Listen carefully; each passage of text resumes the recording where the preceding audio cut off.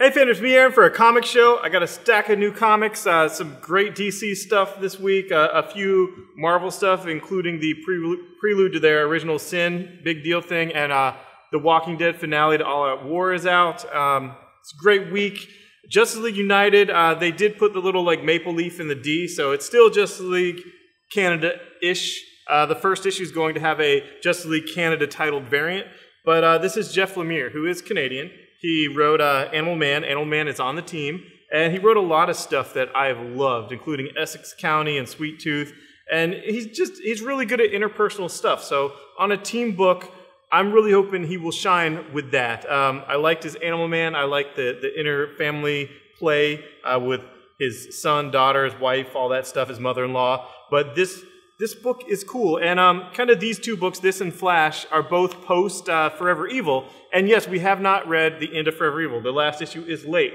So it's kind of awkward for me to get like excited about the next phase of stuff when I haven't had the final part of the last phase. But both of these books just kind of have the new status quo in a vague way. Like Stargirl puts out a call to the Justice League members, and only 2 people show up because, you know, that all the people that showed up, because after Forever Evil, you know, people aren't really into being Justice League members, are responding to their distress calls or whatever. And Flash, you have, you know, what happened to Central City and all that we've already seen even without reading issue 7. But Justice League United, I like the character mix. I love Animal Man. I've always loved Stargirl. Green Arrow is fun and funny, and I hope he and Animal Man become a kind of witty rapport type of thing. Animal Man's kind of pigeonholed as the Aquaman of the team. You talk to animals. It's like, no, he doesn't talk to animals. He takes on their powers, and you know, it's freaking awesome. And Martian Manhunter was pretty cool in here. And Adam Strange, this is his first appearance in the New 52, and I really dug it. Great first issue, or great 0 issue. And you know, I'm biased because I love Jeff Lemire, but I enjoyed it. I like the mix. Yeah, it's in Canada, but you know, that's not all it's about. Anyway, Flash 30. This is the new writing team of Venditti and Van Jensen, who are also the team, you know, behind Green Lantern and Green Lantern Corps. This Flash is post Forever Evil. Barry Allen's dealing with the aftermath of that, of guilt of how he wishes he was there for his city. He's there for those people. We know he was all sucked into Forever Evil in a way that took him out of the game via different things, via Firestorm, via whatever. And I like this new status quo. I like Barry Allen, but what I really liked is the jump into the future. The jump in the future several years later, and then the jump to the future 20 years later. That's the type of stuff with Flash that I like. I like a Flash that messes with time, because in regular time, you know, he's so fast he can exist between the seconds and walk between the raindrops and all that stuff. But if you have time as kind of his enemy, or time of kind of his combatant, can he fix the future? Can he change the past? What's he going to do with his dad and all that? And Wally, you know Wally's coming. You know Wally West is coming. It's probably been spoiled that Wally is extremely different, but he is absolutely coming. He's mentioned in this issue, and he's going to be probably very heavy in the annual 3 that's coming out very soon. So I'm excited about that, and Robert Venditti and Van Jensen did a great job with Green Lantern Dark Days. Volume 4 is out today.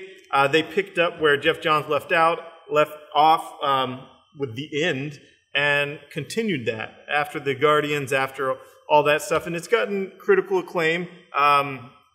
Very difficult to take up after him when Jeff Johns kind of totally revitalized and reimagined the entire mythos.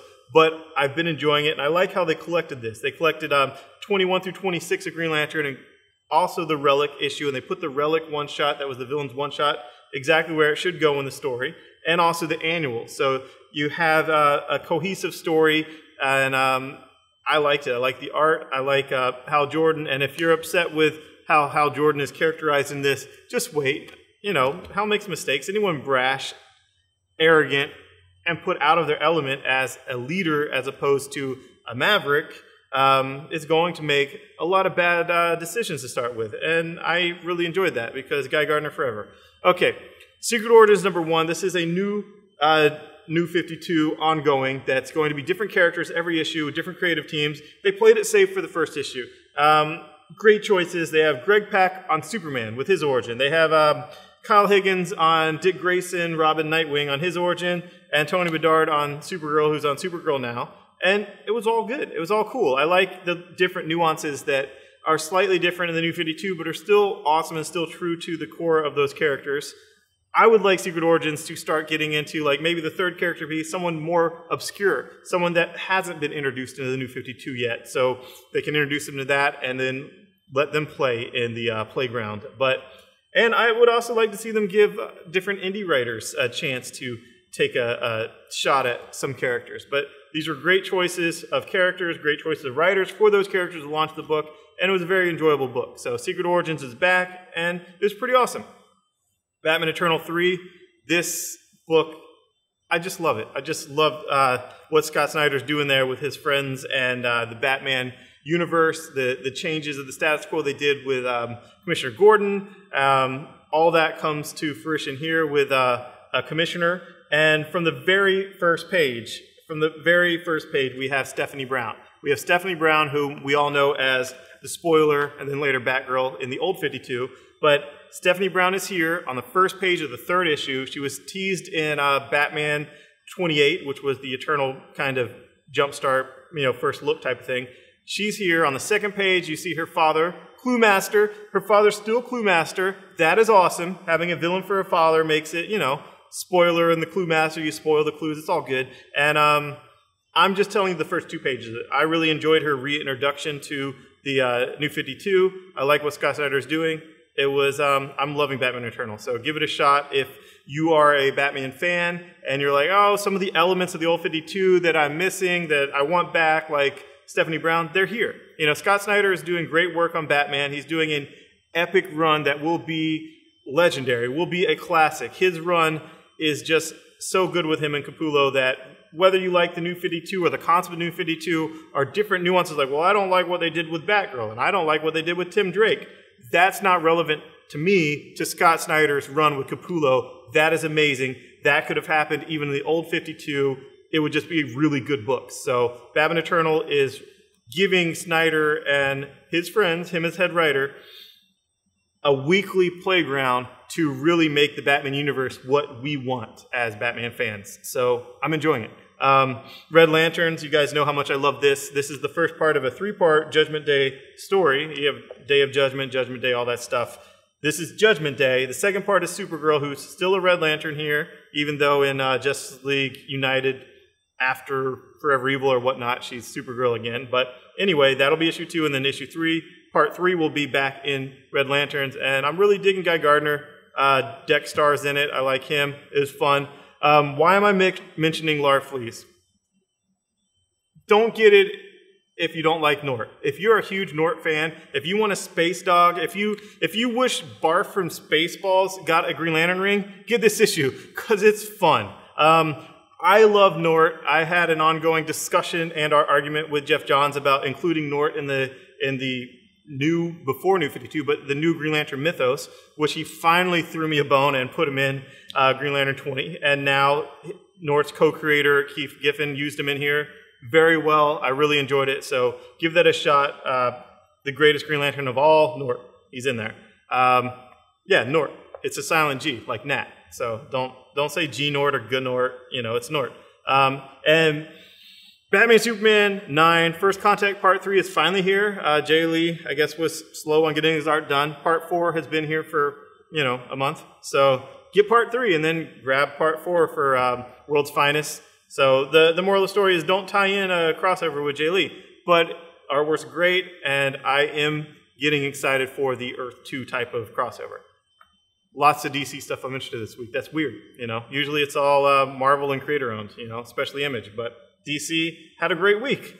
So, Original Sin 0, who is the Watcher? Not who watches the Watcher, because, that's too close to who watches the Watchmen, but who is the Watcher?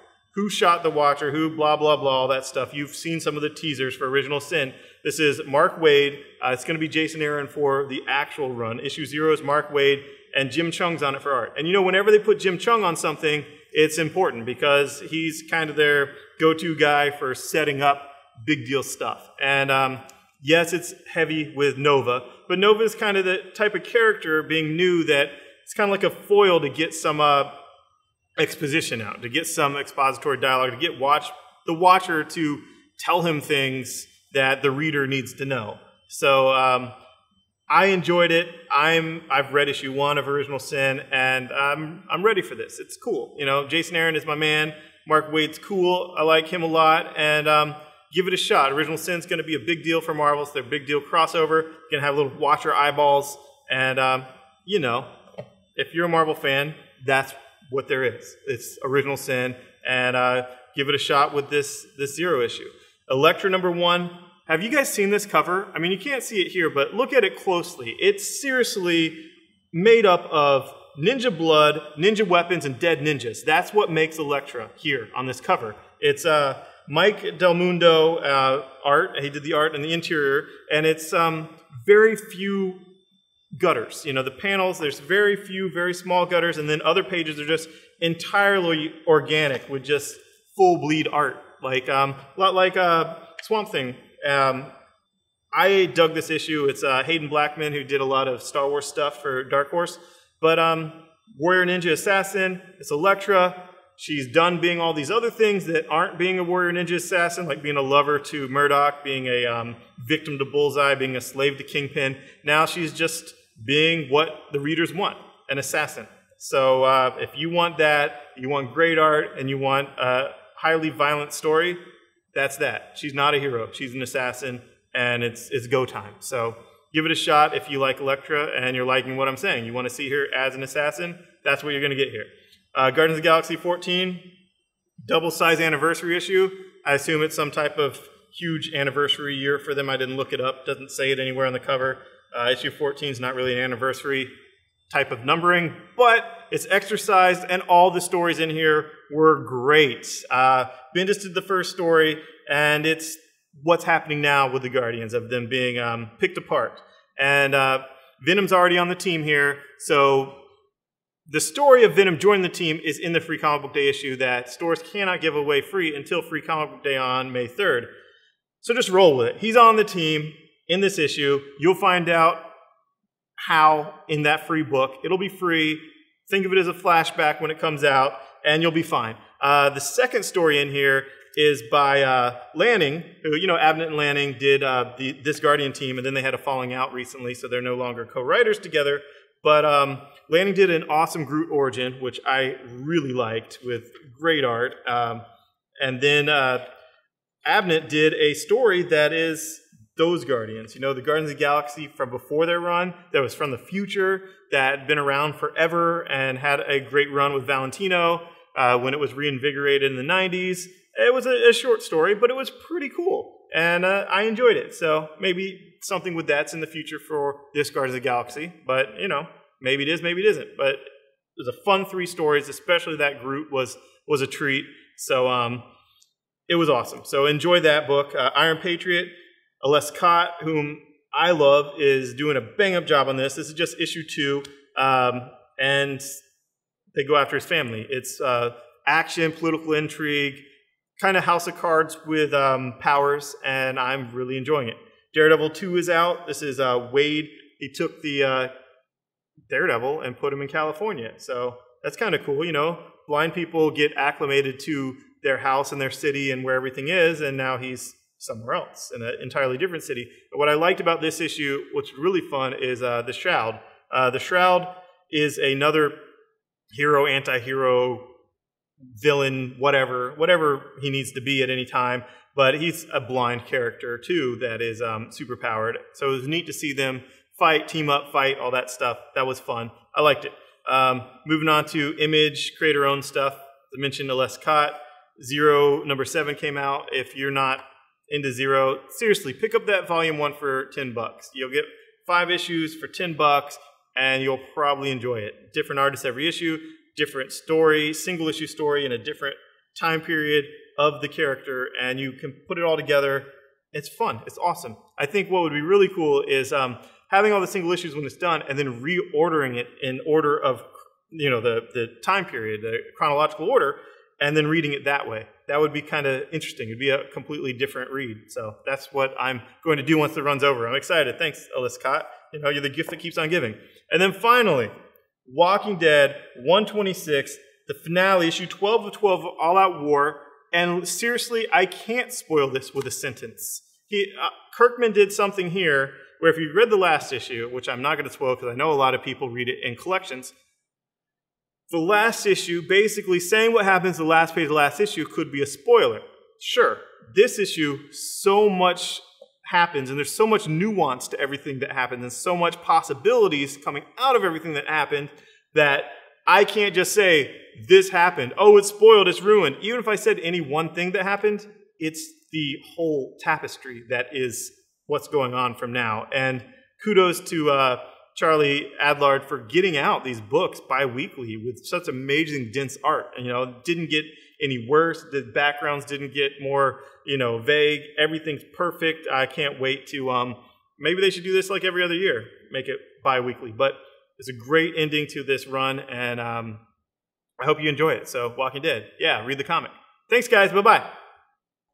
Thanks for watching. Click subscribe, comment, share, all that good stuff. And if you have any suggestions, make those too. It doesn't need to be all positive comments. You know, I'm a big boy. I can take it. And if you're local or if you're visiting, come here to a comic shop in the Geek Easy. Tuesday is Geek Trivia, where if you win, you get your bar tab comped. This Friday is Nerdy Karaoke, as is every Friday. Saturday, we're doing something called Kawaii Till We Die, which is a J-pop dance party, which should be fun.